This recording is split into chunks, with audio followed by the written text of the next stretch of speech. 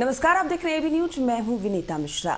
बिहार विधानसभा चुनाव में तमाम प्रत्याशी अपने अपने क्षेत्र में लगातार जनसंपर्क कर रहे हैं, लोगों से वोट की अपील कर रहे हैं।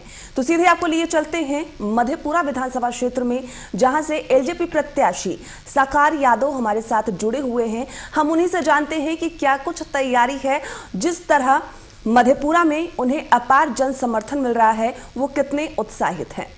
साकार सुरेश यादव, बहुत बहुत स्वागत है एबी न्यूज में सर आपका।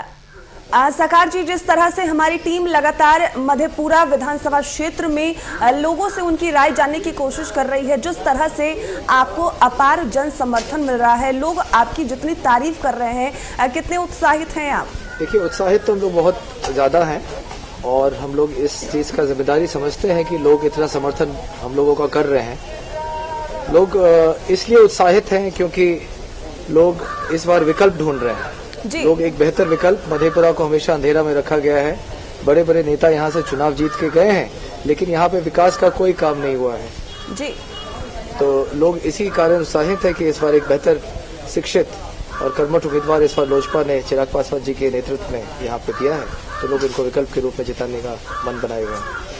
बिल्कुल साकार जी, जिस तरह से लगातार आप लोगों तक पहुंचते आए हैं, खासकर अगर कोरोना काल की बात करें तो कोरोना काल में भी आप हर उस जरूरतमंद के पास पहुंचे जिन्हें जरूरत थी मदद की, और यही वजह है कि लोग आपको इतना पसंद कर रहे हैं और लोग चाहते भी हैं कि इस बार इस चुनाव में बदलाव हो। जी बिल्कुल, हम लोग यहाँ पे पिछले 7-8 महीने से लगातार काम कर रहे हैं।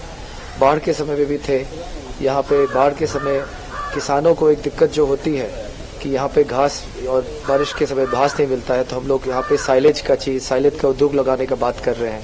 तो हर जगह युवा, बच्चे, महिला, किसान, हर वर्ग के लोगों के पास हम लोग पहुंचे हैं पिछले 6-7 महीने में, और उसका परिणाम हम लोग को 10 तारीख को मिलेगा।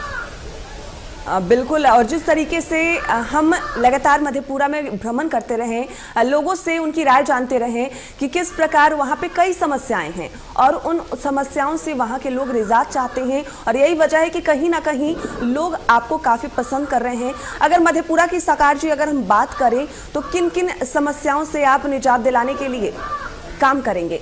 देखिए, यहाँ की समस्या तो एक नाली है जी, और नाली मतलब क्या है वो समझाता हूँ। यहाँ किसानों की आमदनी नाली बन गई है। मतलब किसानों की मकई का दाम 1800 था, 900 रुपया हो गया है। तो किसानों की आमदनी नाली, बच्चों की शिक्षा नाली है। एक भी ढंग की स्कूल नहीं है। सरकारी स्कूल का तो बोलना ही नहीं है, अंदर न चौक है न ब्लैक बोर्ड है, शिक्षक वहाँ पे आते नहीं है।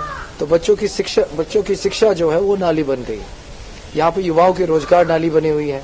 1-2 फैक्ट्रीज खुली थी, वो बंद हो गई। एक फैक्ट्री खुली, वहाँ पे किसी भी स्थानीय आदमी को नौकरी नहीं मिला, तो युवाओं को रोजगार नाली हो गई है। यहाँ पे महिलाओं की इज्जत नाली बनी हुई है। यहाँ कहीं पे शहर में महिलाओं के लिए शौचालय नहीं है, बाजार में शौचालय नहीं है, सड़क तो नाली बनी हुई है, घर भी नाली बनी हुई। इस बार यहाँ का मुद्दा जो है, हम लोग समाज को, जो ये लोग नाली बना के छोड़ दिए हैं ये लोग सब, हम लोग समाज को उठा के, समाज को हम लोग एक विकसित रास्ते पे हम लोग ले जाने के लिए हम लोग इसमें प्रतिबद्ध हैं। हम लोग इस पे काम करेंगे। साकार जी, अगर जनता का जन समर्थन आपको मिलता है, आप चुनकर सामने आते हैं, तो आपकी पहली प्राथमिकता क्या होगी? देखिए, बहुत अच्छा सवाल आपने किया है।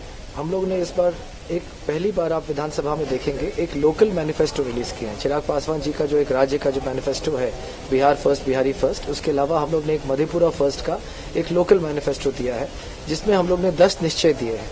10 निश्चय में हम लोग ने किसानों के लिए 3 काम, कृषि उद्योग, हर एक पंचायत में गोदाम और एक कोल्ड स्टोरेज, एक कृषि मंडी के लोगों को दूर जाके बेचना नहीं पड़े और बिचौलियों के बीच अपना अनाज कम दाम पे बेचना नहीं पड़े, महिलाओं के लिए शौचालय, बच्चों के लिए अच्छे स्कूल, पंचायत स्तर पे स्कूलों का देखभाल होगा कि किस तरह से काम हो रही है।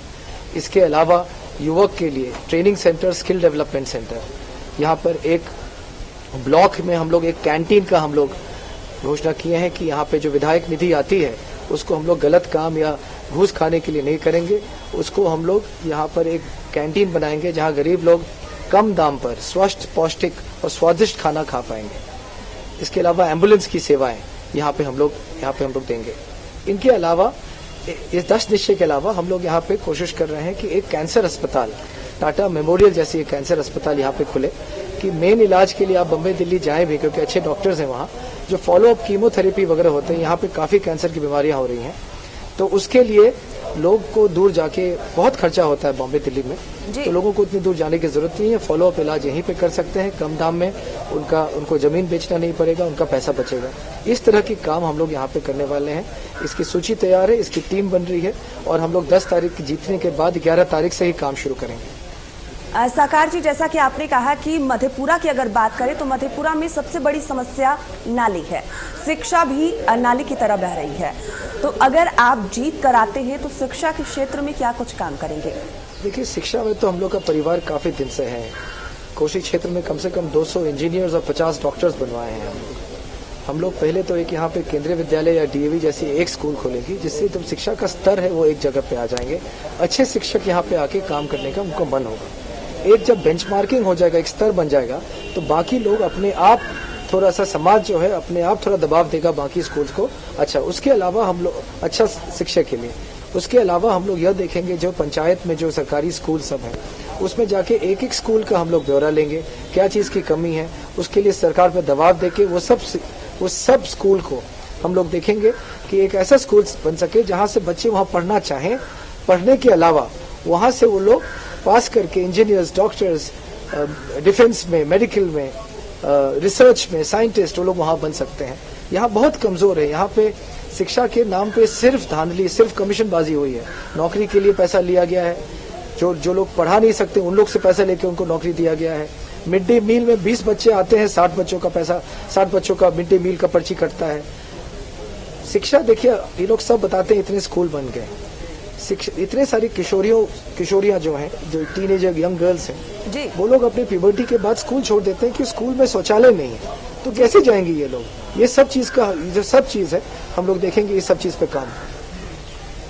बिल्कुल। तो आपकी जो प्लानिंग है शिक्षा के क्षेत्र में, अगर कानून की बात करें तो कानून के क्षेत्र में क्या कुछ बदलाव होंगे?